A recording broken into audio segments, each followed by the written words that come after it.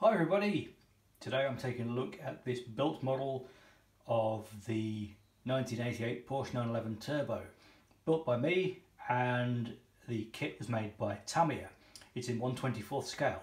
So first of all, if you'd like to see what's in the box and what comes with the kit, then I have done an unboxing video which I will link in the description to this video so you can take a look and see what's actually included. But for now we're looking at the finished built up model. I've got to say I'm pretty happy with how it turned out. This was deliberately quite a quick build for me. This was something I did in 2 weeks over the course of a couple of weekends and a few evenings. So for the short time it took me, I'm pretty happy with it. Is it perfect? Well, no, but then I would say the things I don't like about it are things I did wrong rather than things that Tamiya got wrong with the kit. So first of all, what do you get? You get the 1988 Porsche 911 Turbo in curbside form. That is to say, there is no opening engine compartment, no opening trunk or anything else. So there's no detailed engine or engine bay. There is a kind of 3D suggested engine with some exhaust detail under the rear end where the engine is on the 911, but it's moulded into the floor pan with a couple of separate exhaust pieces to go on there. Also, there are some separate axle assemblies that go underneath, but it's pretty simple really. Most of the detail is on the top side. So what do we get? Well, first of all, very nice Porsche 911 Turbo body. It's important to distinguish between the Porsche 911 and the 911 Turbo because if you can see the width of those wheel arches, that is the 911 Turbo's trademark, those flared wheel arches. If you look online for images of something like a 1988 911 Carrera, you'll see those wheel arches are more narrow. That's because on the Turbo, they want to fit those wide wheels and tyres. Those wheels and tyres are done very nicely in the kit. You get very nice rubber tyres with a nice tread pattern on them. They fit onto some wheel rims which are finished from factory in a satin chrome finish, and then to make them realistic, based on the research material I had, I painted the centres a semi-gloss black to give what appears to be the correct appearance. Being a 1980s car, there's not a lot of chrome here apart from those wheels. There's really nothing else. The rest of it is black rubber, black vinyl trim, as was the case back then. Tamiya give you a hand with that in terms of the sort of wheel arch guards. They're actually black decals. Everything else you have to paint in yourself.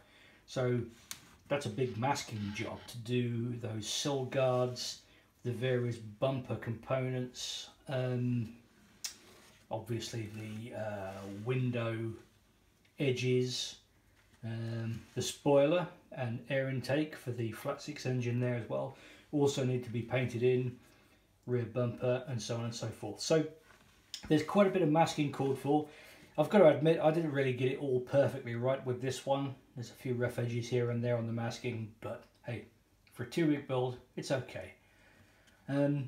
Tamiya also give you clear lenses for all the lights, which is really nice. So if you've seen the unboxing video, you've seen this anyway, but you get nice clear headlamps, you get clear indicator lamps, you get clear side repeaters, and then you get this large one-piece clear piece which takes care of the rear lamps, brake lamps, reversing lamps, indicators and so on, which has to be then painted in with clear paints to represent those different lights. But there's help obviously in the instructions for you to do that, and of course it's a simple enough job to go online and see how it should look in real life.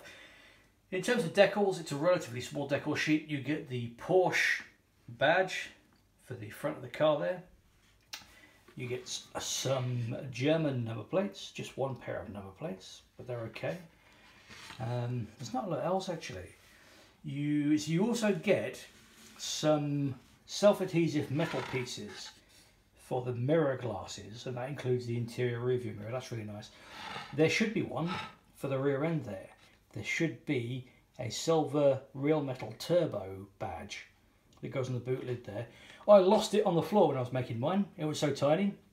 So what I've done is I don't know if you can see it on the camera there, but I've put on one of the turbo decals provided in the kit, which are supposed to go elsewhere on the car, but I thought, well, that'll be fine, that gives the right impression. So there we go. This one I painted in with a real car paint, auto paint aerosol. This is actually a Ford colour. I think it's called Ford Race Red.